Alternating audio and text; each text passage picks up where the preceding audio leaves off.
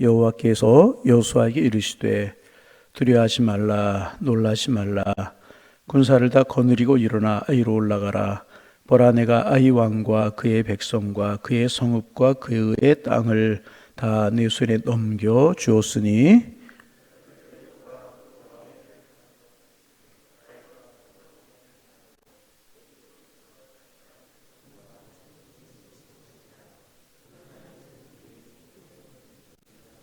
이에 여호수아가 일어나서 군사와 함께 아이로 올라가려 하여 용사 3만 명을 뽑아 밤에 보내며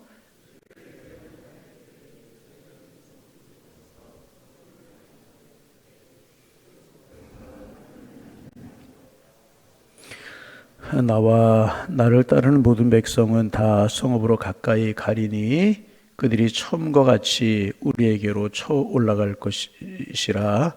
그리할 때 우리가 그들 앞에서 도망하면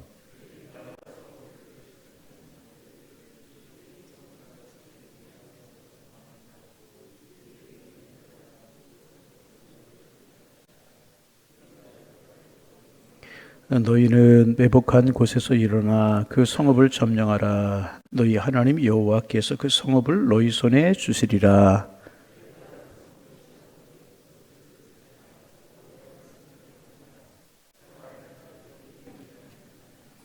함께 보십니다. 그들을 보내매 그들이 매복할 곳으로 가서 아이 서쪽 베델과 아이 사이에 매복하였고 여호수아는 그 밤에 백성 가운데에서 잤더라. 아멘. 제가 수요일 날 한번 말씀을 드린 것 같은데요. 저는 성경을 보면서 교독하는 것을 참 좋아합니다. 왜 그러냐 하면 저도 이제 한번 제가 쭉 읽으면 편한데 교독을 하는 게 왜 그러냐 하면 두 가지 정도 이유가 있어요. 첫째는 뭐냐 하면 눈으로 보고 귀로 듣는 것보다 입으로 같이 음성을 내면 오래 기억이 남는다고 그래요. 그래서 이제 우리 같이 읽고 소리를 내자, 오래 기억할 수 있게 하자. 첫 번째 목적이고, 이제 두 번째 목적은 무엇인가 하면 집중하는 겁니다. 이렇게 쭉 읽는 거 눈으로 보는 것보다 이렇게 같이 소리를 내서 읽으면 집중력이 좋아요. 그래서 집중력이 좋고 오래 기억이 남아요.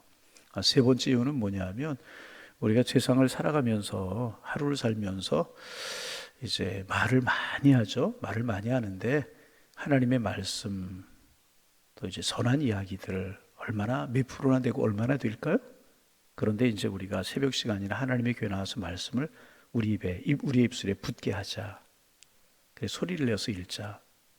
그러면 한 번이라도 우리의 입술로 하나님의 말씀을 고백하는 것이기 때문에 좋지 않겠는가. 그래서 이제 성경을 저는 교독하는 것을 참 좋아합니다. 그러니까 여러분 교독하자고 할 때 귀찮아하지 말고 힘들어하지 말고 그런 여러 가지 목적이 있으니까 함께 하면 은혜가 되리라 생각됩니다. 1절 2절이 중요합니다. 1절 2절 그런 의미로 소리내서 한번 다 같이 한번 읽어보십니다. 여호와께서 여호수아에게 이르시되 두려워하지 말라 놀라지 말라 군사를 다 거느리고 일어나 아이로 올라가라. 보라 내가 아이 왕과 그의 백성과 그의 성읍과 그의 땅을 다 내 손에 넘겨 주었으니 너는 여리고와 그 왕에게 행한 것 같이 아이와 그 왕에게 행하되 오직 거기서 탈취한 물건과 가축은 스스로 가지라. 너는 아이 성 뒤에 복병을 둘지니라 하시니. 아멘. 그래서 여러분 앞으로도 그런 여러 가지의 목적을 가지고 제가 성경을 교독하자 함께 읽자 그러니까 그럴 때마다 같이 동참하시면 더 은혜가 될 줄로 압니다. 우리 하나님의 말씀이 우리 입술에 늘 붙어 있는 것이 중요하고 한마디라도 하나님의 말씀을 더 읽고 이렇게 고백하는 게 중요하고 오래 기억하자 이제 그런 의미로 이제 교독하고 그러는 겁니다. 그렇게 해주시면 영적으로 은혜가 되고 분위기도 좋고 이제 그렇게 될 것입니다. 오늘부터 이제 여호수아서 8장입니다. 우리가 이제 이미 다룬 말씀처럼 큰 성 아이성은 아주 하나님의 은혜로 정말 큰 승리를 거두었어요. 그런데 그 다음에 있는 작은 성 아이성 전투에서 아주 패배를 당해버리고 이제 말았습니다. 큰 성 여리고는 이겼는데 아이성에서는 패배했다는 것입니다. 그래서 이제 아이성은 이스라엘 백성들의 마음에 큰 짐이 되고 말았습니다. 여러분, 무슨 일이든지 일단 이기고 보면, 잘 되고 보면 별거 다 아닌 것 같은데 졌을 때에는 상대방이 굉장히 크게 느껴져서 그 다음부터는 그 이름만 들어도 자신을 잃게 되는 그런 경우가 있습니다. 운동 경기에도 그런 경우가 많이 있잖아요. 이상하게 한 번 지면 이제 그 다음에 그 팀에게 계속 이제 지게 되고 도무지 힘을 내지 못하게 되는 그런 경우가 있지 않습니까? 이것을 징크스다. 어느 팀에게는 어느 팀에게 징크스가 있다. 뭐 이런 이야기를 사용하지 않습니까? 이럴 때는 어떻게 해야 되는가 하면 그 팀을 어떻게 해서든지 한번 이겨야 되는 것입니다. 어떻게 해서든지 한번 이기고 나면 그 다음부터는 자신감을 가지고 경기를 할 수 있게 이제 되는 것입니다. 지금 이스라엘 백성들에게 이 아이성은요 아주 골치 아픈 존재가 되어버리고 만 것입니다. 한번 졌어요. 그들의 간담이 무너져 내렸어요. 그래서 공격하고 싶지 않은, 아이성은 다시 싸우고 싶지 않은 그런 상대가 이제 되고 있었습니다. 아이성이 크게 느껴지고, 작은 성이지만 크게 느껴지고, 이기지 못할 것 같은 두려움이 이스라엘 백성들의 마음을 꽉 사로잡고 있었다는 것입니다. 그런데 문제가 뭐냐 하면 이 아이성을 그대로 두고는 그 다음 가나안 정복 전쟁을 할 수 없는 그런 상황이었습니다. 여리고를 넘었듯이 아이성을 넘어야 가나안 정복 전쟁을 수월하게 수행할 수 있는 그런 상황이기 때문에 이 아이성을 공격하지 않고는, 정복하지 않고는 안 되는 그런 상황이었습니다. 그런데 전쟁에서 패배했어요. 이게 징크스가 되고 어려움이 되고 두려움이 되어서 이스라엘 백성들의 말을 꽉 누르고 있어서 아무것도 할 수 없었다는 거죠. 여러분, 우리가 인생을 살고 무슨 일을 하다 보면 이럴 때가 있잖아요. 꽉 우리를 누르고 있는 것이 있고, 그것이 우리에게 두려움이 되어서 꼼짝달싹 할 수 없는 이런 때가 우리의 인생을 살아가다 보면 만날 때가 있고 그럴 때가 있다는 것입니다. 그래서 두려워하고 눌러앉아 있었어요. 그때 하나님께서 여호수아에게 두려워하지 말라 이렇게 말씀해요. 먼저 뭐라고요? 두려워하지 말라. 여러분, 두려워하지 마시기를 바랍니다. 두려워하지 말라, 그리고 놀라지 말라, 그러면서 아이성으로 올라가라, 그렇게 말씀하셨습니다. 왜냐하면 여러분, 우리 하나님의 사람들이 늘 기억해야 될 것이 뭐냐 하면 한번 실패했다고 해서, 한번 잘못됐다고 해서 영원히 실패하고 영원히 잘못되는 것은 아니기 때문에 그렇습니다. 여러분, 이 사실을 꼭 마음속에 기억해야 될 것입니다. 한번 실패해도 하나님이 함께 하시면 우리는 이길 수 있는 것입니다. 한번 잘못돼도요, 하나님을 믿음으로 함께하면, 하나님이 함께 하시기만 하면 우리는 얼마든지 잘 될 수 있기 때문에 그렇다는 거예요. 두려워하지 말라, 놀라지 말라, 아이성으로 올라가라, 그렇게 말씀하셨어요. 이스라엘 백성들은 이제 이미 아이성에서 중요한 교훈을 얻지 않았습니까? 그것은 이스라엘 안에 숨어있는 죄가, 숨은 작은 죄가 있으면 모든 이스라엘 백성들이 무기력해질 수밖에 없다는 사실을 교훈으로 얻었습니다. 그래서 여러분, 하나님의 백성은요, 우리는요, 언제나 하나님 앞에 무릎 꿇어 기도할 수밖에 없는 것입니다. 왜냐하면 우리가 기도하지 않으면 우리 영적으로 연약해지는 거예요. 영적인 감각이 무뎌지게 되는 것입니다. 그러면 죄에 쉽게 무너지게 되고 숨은 죄가 생기게 되고, 숨은 죄가 있어도 그것을 모르게 되는 것입니다. 내가 자꾸 일이 안 돼, 자꾸 막혀, 무엇인가 안 돼, 무엇인가 답답해. 그런데 기도하지 않으면 그것이 영적인 문제라고 하는 사실을 깨닫지 못하는 거예요. 그 숨은 죄가 하나님 영을 가로막게 되는 것이라는 것입니다. 그래서 무기력해지고 연약해지고 자꾸 일이 안 되고 막히게 되는 것인데, 기도하지 않으면 그것을 모르게 돼요. 영적인 힘이 없어지게 되는 것입니다. 그래서 여러분, 하나님의 사람들은요, 아무리 사소한 것도 하나님께 물어야 되는 것입니다. 새벽에 나와 묻고, 가정에서 묻고, 시간마다 하나님 어찌하면 좋겠습니까? 하나님 도와주옵소서. 만약에 여호수아가 아이성을 공격하기 전에 하나님께 물어보았다면 아이성에서의 패배를 막을 수 있었을 것입니다. 그러나 여호수아도 그랬고 이스라엘 백성도 자신만만했어요. 왜? 그 큰 성 여리고를 아주 그냥 큰 승리를 손 하나 까딱하지 않고 그들은 무너뜨리고 이겼기 때문에 그들의 마음속에 자신감이 만만했고, 조금 더 이야기하면 교만함이 가득 차 있었다는 거예요.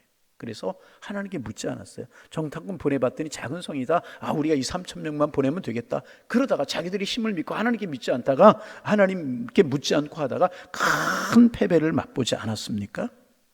여러분 그러죠. 물었다면 아마 패배를 막을 수도 있을 것이라는 것입니다. 그러면 이제 어떻게 해야 되는 것인가? 그런 패배를 맛봤어요. 그리고 이제 우리가 7장에서 맛본 것처럼 그 원인이 무엇인가를 알았잖아요. 아간 때문에 숨어있는 이스라엘 백성들 속에 숨어있는 죄, 감춰진 죄, 하나님과의 관계를, 하나님의 능력을 가로막고 있는 감춰진 죄가 있다는 것을 알았어요. 놔두지 않고 아간을 아간의 골짜기에서 처단했어요. 그러면 어떻게 해야 되는 것입니까? 다시 공격해야 되는 것입니까? 아니면 그대로 포기해야 되는 것입니까? 징크스는 그대로 남아있었잖아요. 그 아간을 처단했다고 해서 징크스 마음속에 두려움이 없는 것은 아니었다는 말이에요. 두려움이 그대로 있었습니다. 그때 어떻게 해야 되는 것일까? 공격해야 되는 것인가? 포기해야 되는 것일까? 바로 이때 이것을 하나님께 물어야 되는 것이고요, 하나님의 뜻에 따라야 되는 것이었다는 것입니다. 하나님께서는 이스라엘 백성들이 아이성이 실패한 것이 군사적인 데 원인이 있는 것이 아니라 신앙적인 것에 있다는 사실을 분명하게 알려주었어요. 무엇인가?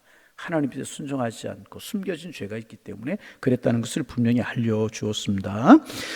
다시 말하면 하나의 죄가 이스라엘 전체의 절망과 좌절을 몰아넣을 수 있고 부흥의 열기를 완전히 꺼뜨릴 수 있다는 것이었습니다. 그리고 이 죄가 이것이 해결되기 전까지는 아무것도 할 수가 없었습니다. 왜냐하면 그대로 숨은 죄가 있구나, 그대로 교만한 마음이 있고서는 하나님이 함께 하시지 않기 때문에 그렇습니다.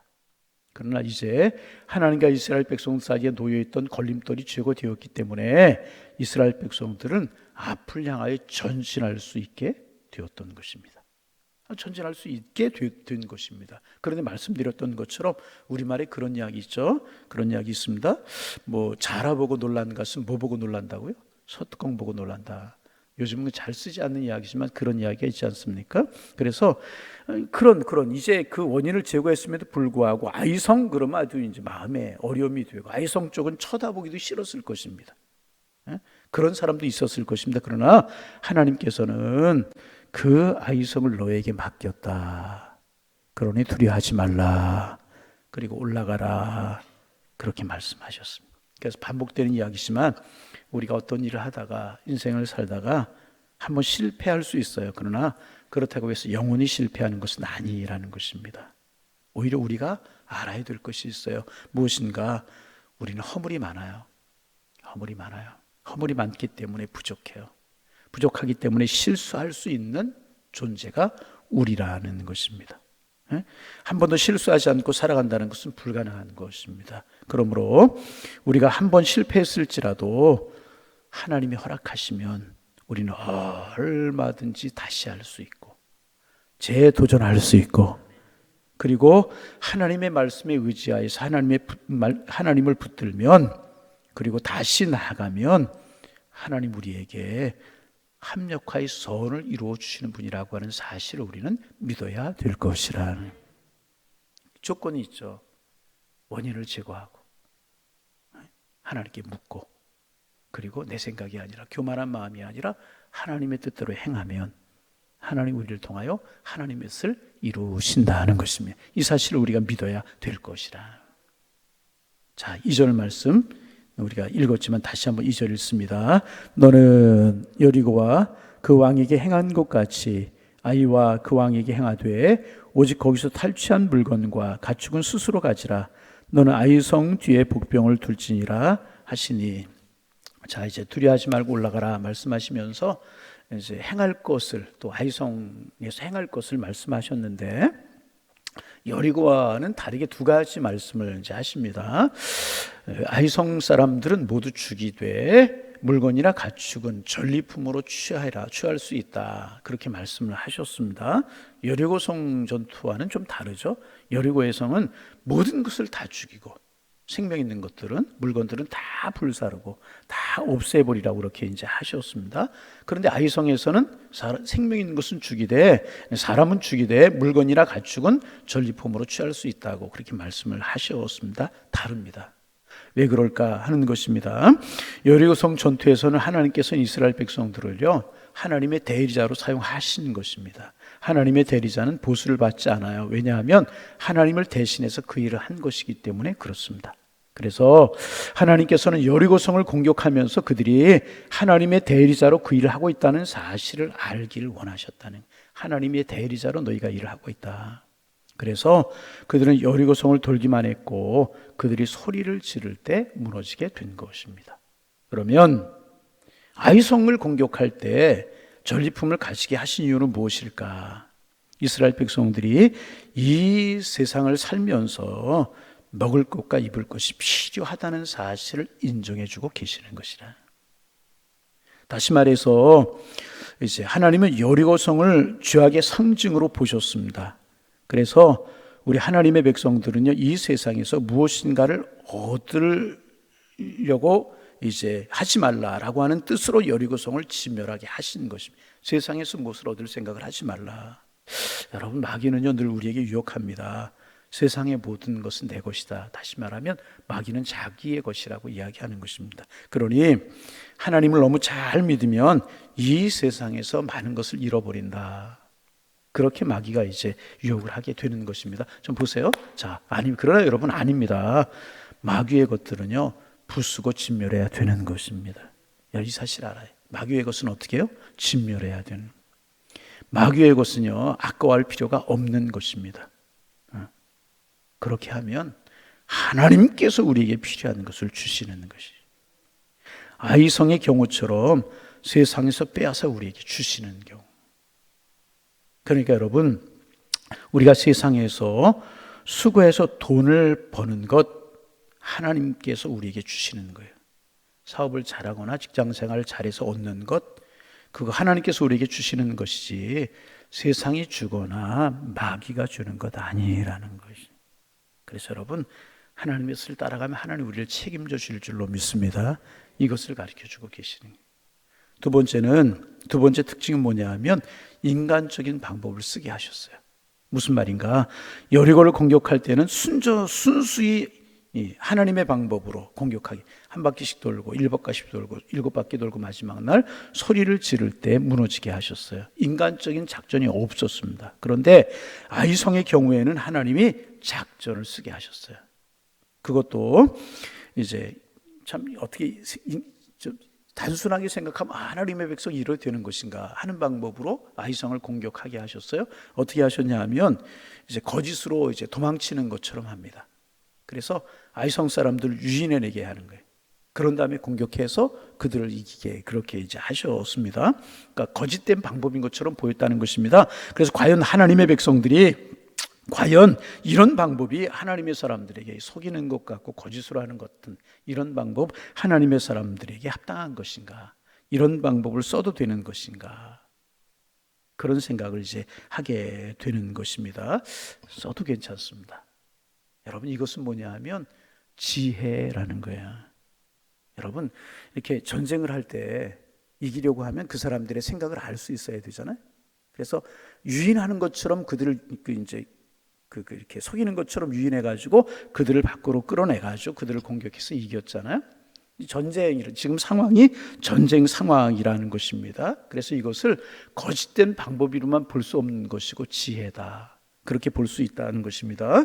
그리고 이 지혜와 능력도 누가 주신 것이냐? 하나님이 주신 것이라는 것입니다. 여러분, 세상의 모든 것이 그래요. 가나안의 성읍 중에서 쉬운 것 하나도 없었잖아요. 여리고도 아이성도 그 다음에도 쉬운 것이 하나도 이제 없었습니다. 그러므로 지혜가 필요하고 작전이 필요한 것이라는 것입니다. 그래서 하나님께서는 이스라엘 백성들에게 지혜를 주셨다는 것입니다. 그래서 여러분, 오늘도 이제 세상에서 우리가 거짓말을 하고 남을 속이고 살아가라 그런 이야기 아니에요. 이건 전쟁 상황이라는 거예요. 그때마다 주시는 하나님의 지혜가 필요한 것이라는 것입니다. 그래서 하나님의 사람들은요, 이 두 가지를 꼭, 그래서 오늘 기도 제목 우리가 두 가지 삼아야 되는데, 첫째가 무엇인가? 믿음입니다. 하나님이 버리라고 하시는 것은 버리고, 취하라고 하는 것은 취하고, 가라 그러면 공격하고, 멈춰라 그러면 멈추고, 돌라 그러면 돌라. 하나님의 뜻을 따르는 믿음이 필요한 것이고, 두 번째는 뭐냐 하면 세상에 모든 수월한 것이 없잖아요. 야비한 지혜, 세상의 지혜가 아니고 하나님 주시는 지혜, 그때마다 세상을 이길 수 있는 지혜는 우리가 필요하다는 것입니다. 그래서 우리의 기도 제목 두 번째는 하나님 지혜를 주옵소서 기도 제목. 여러분, 우리 믿음도 우리에게 참 필요한 것이지만 지혜가 참 필요합니다. 참 지혜가 필요한.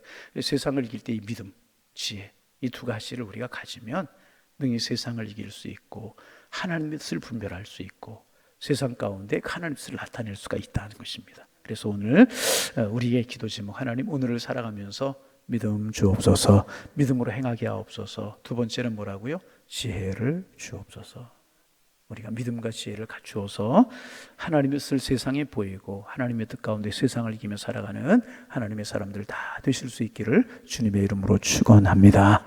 축원합니다. 하나님, 새날 주셔서 감사합니다.